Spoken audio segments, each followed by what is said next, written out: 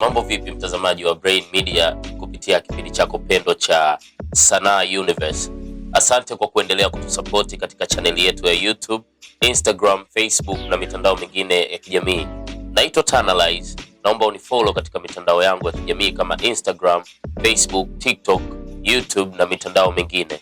Bwana, leo katika Sanaa Universe tupo na story ambayo ya mfalme wa muziki kwa sasa hivi na wa muda wote ambaye anaitwa Ali Saleh Kiba, King Kiba. Ali Kiba ameonekana akifanya vizuri sana katika all digital platform kwa sasa hivi na namba zake ni nyingi. Ni kitu ambacho watu wengi walikuwa hawajakidhania kwa namna moja au nyingine kwamba anaweza akafanya hivyo, na hiyo inajidhihirisha siku hadi siku kutokana na nyimbo yake ya aliyoshirikishwa na Bien, msanii kutoka Kenya, inaitwa Finally. Wengi tunaifahamu.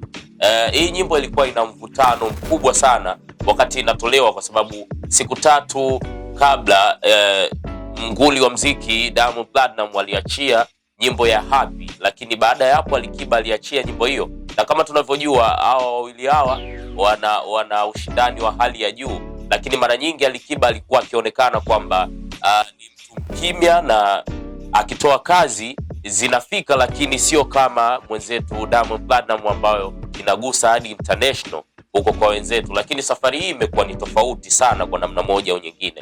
Nikizungumza hivyo nasema kwamba mpaka muda huu tunavyoongea, nyimbo ya Ali Kiba Finally na Bien kwenye mtandao wa YouTube tu peke yake ina zaidi ya milioni 20.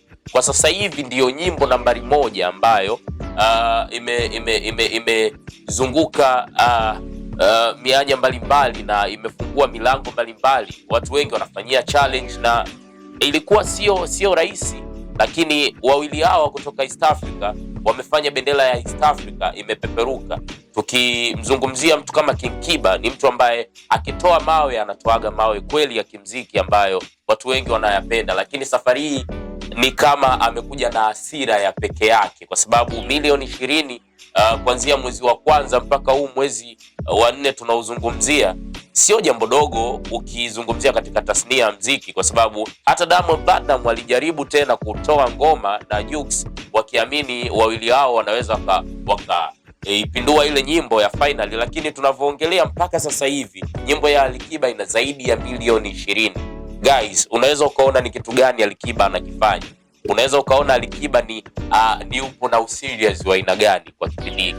Sio YouTube tu peke yake, ukizungumzia hata upande wa Spotify, Ali Kiba amefika monthly listeners 635,000, ambayo juu yake yupo Harmonize ambaye ana 645,000. Ina maana hii nyimbo kwa sasa hivi ni mwezi wa 4, inapoelekea mpaka mwezi wa 5, wa 6 na mpaka kufunga mwaka, inawezekana hii nyimbo ikawa na numbers nyingi sana. Imemsogeza Ali Kiba kwa namna moja au nyingine.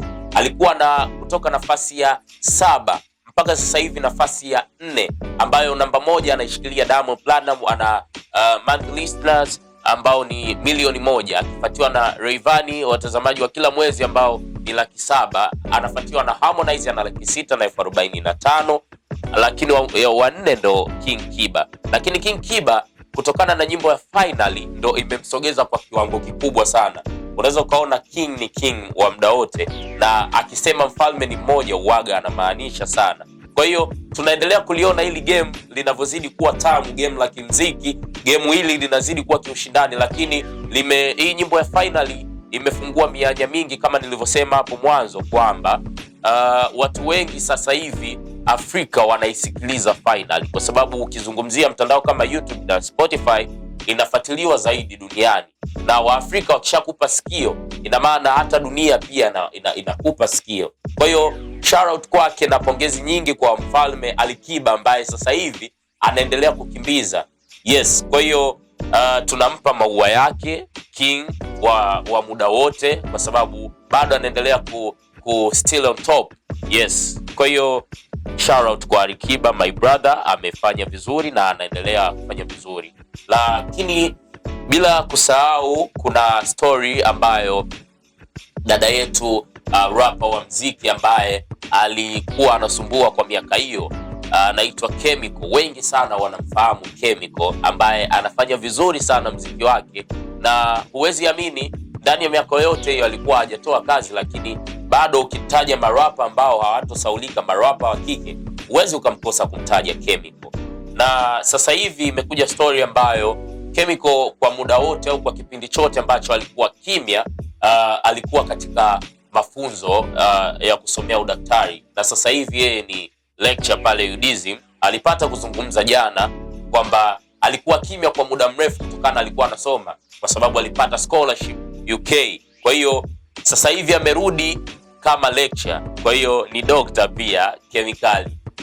Kitu ambacho amewakumbusha na amewaambia mashabiki zake ni kwamba ukimya wake ameona arudi na surprise. Anataka awakumbushe kwamba yeye pia ni rapper bora wa kike wa muda wote, ambao kulikuwa kuna ushindani wa watu wawili ambao walikuwa wanafuatiliwa sana, ni Rosalie na Chemical. Kwa hiyo sasa Chemical anaonekana na yeye bado anaendelea kutaka ule uqueen wa marapa bora wa kike wa hapa Tanzania. Kwa hiyo amesema na amewaambia mashabiki zake kwamba alivyorudi sio tu kuwa lecture peke yake, lakini pia atatoa kazi ambayo itakuwa ni kama kuwapa surprise mashabiki zake ambao tulimisi kwa muda mrefu na ambao tulihitaji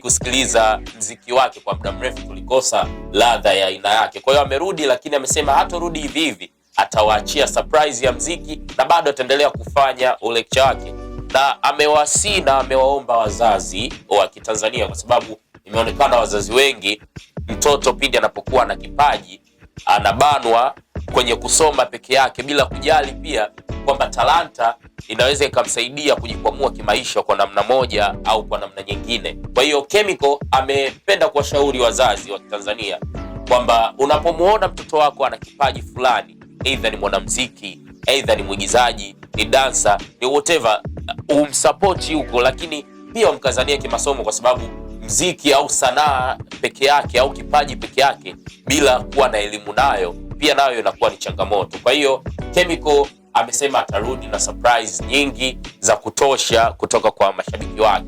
Kwa hiyo nisikuchoshe, naitwa Tanalyze, naomba unifollow kwenye mitandao ya kijamii Instagram, TikTok, Facebook, YouTube na all digital platform, lakini pia usisahau kusubscribe kwenye channel ya Brain Media ili uendelee kupata mastori ya kijanja, story nyingi kuhusu Sanaa Universe. Tukisema Sanaa Universe maana yake ni ulimwengu wa sanaa. Kwa hiyo tutapata taarifa nyingi za kisanaa na zinazowahusu wasanii wetu mbalimbali Tanzania na hata nje ya Tanzania.